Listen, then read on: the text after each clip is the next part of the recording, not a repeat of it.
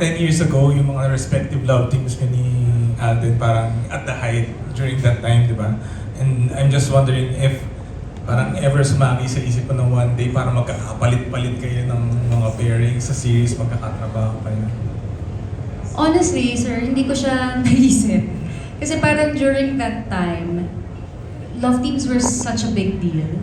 And it was such a big thing na parang pag nag-switch, parang magugunaw yung mundo. Ganon yung pakiramdam nung time na yon, especially for the supporters. And you know naman that they're all very passionate about their respective love teams. So hindi ko naisip. Pero ano naman siya, parang hindi ko lang siya naisip at that time. But now, being able to do it, it kind of makes sense. Kasi hindi ko din naman ma-imagine, celebrities or actors being stuck with the same working with the same person. Parang yun nga, like what I said earlier, parang walang bagong flavor yung projects if it's the same people over and over again.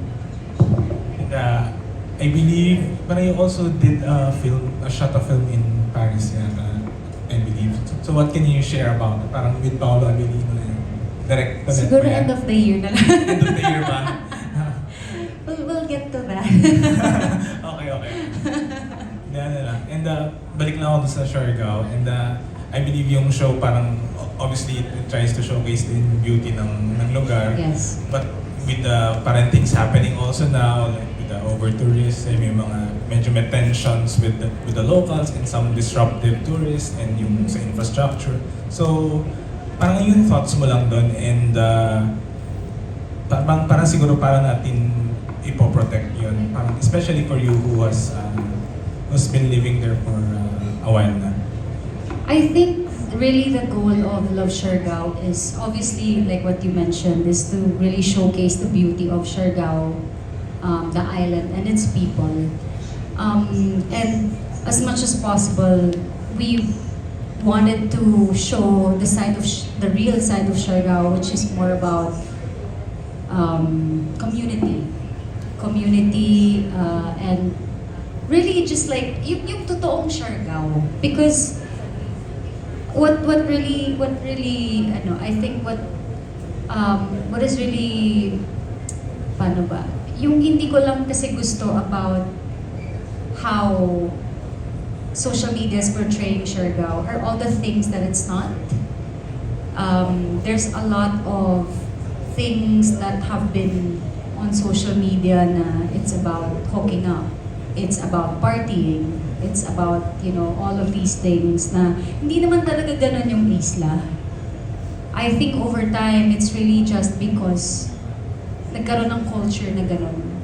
Like if you would go to Siargao before, like a few years back, it's really just a nice, quiet place where you can meet beautiful people, and would feel at home. So parang nalungkot lang ako na biglang ganun na yung image niya on social media and just seeing everything.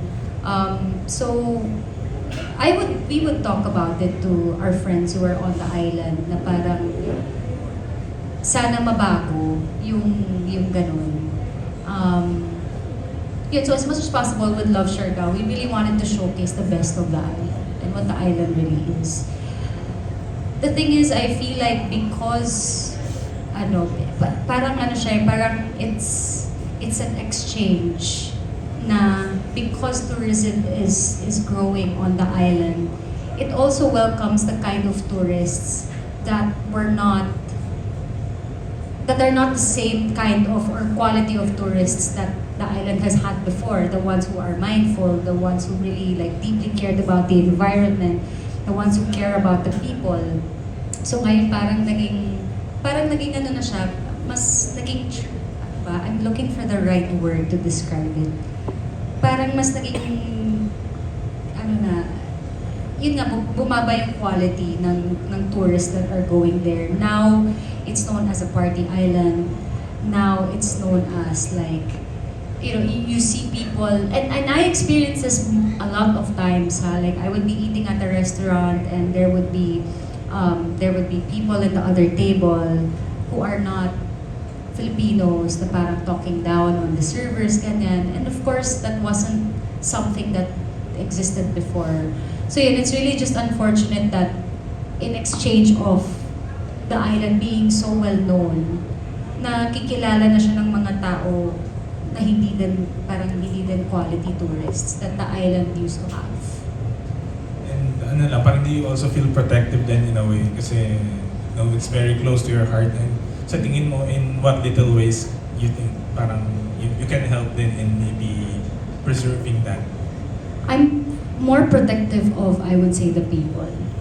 Parang if I really hear someone na talking down on a server, or like someone who works at like the restaurant, Mga ganon, locals. mga locals, it really doesn't make me feel good. And the thing is, most of the time kasi like these people don't really fight back, obviously, because they're working there, so hindi naman pwede. So there are times naman din na parang I tell people off. And there was an instance that I did na parang sabi namin, there's a way for you to talk to her properly, parang ganun. Di din naman kasi tama. And you as a Filipino, syempre parang, uy, wag naman ganun. Parang you're a visitor here. You should respect the people here. And you should respect the place. So, yeah, I think in some way activism helps as well. But hirap din naman kasi to control, people that are visiting. Hindi mo naman pwedeng i-screen yan isa-isa. Tignan mo yung ugali nila, tignan mo credentials nila. It's also really hard because we want quality tourists, but we want tourists also in general. And yeah, I'm honestly wishing that the island is the same as before. Yeah. Thank you so much. Thank you. Thank you so much, Alan. Up next, we have from Philippine Star, Charmy Pagulong. Hello. Hello. So still about Siargao, how was your day like in Siargao? Like, how do you start and continue? Sa isla, I wake up at 6. 6 a.m. Kasi maaga, well, hindi naman na po kasi ako lumalabas pag gabi. I don't have night outs na as much. Minsan lang, like dinners, ganon. Pero maaga na rin kaming umuwi, so maaga natutulog. And then, normally 6 a.m. gym, or just, yung mga normal routine, I would stretch, or just like meditate, be outside. Sa isla nagtatrabaho din naman ako, but mostly desk work. Or I do content as well. So, very routine-based pag nasa isla. And for my second question, so can you take us back to sa the first time that you visited Siargao? And ano yung pinaka-memorable moment? Well, the very first time I visited Siargao was back in 2017. I was with my friends at that time. And then, ang pinaka naalala ko dun, nung time na yun, really was the first time that, hindi ko naman siya first time mag-surf. But it was my first time to actually catch a wave. But, ewan ko, parang people might say na it's such a cliche. Pero, iba kasi yung parang, yung mararamdaman mo pag nakakuha ka ng first mo na alon, nagmaayos. And at that time, I was just learning lang naman to surf. So parang eto pala feeling pag nakakuha ka ng alon. So yun yung parang ko siya, parang achievement. It was such a big achievement for me. Thank you. Thank you. Thank you so much. And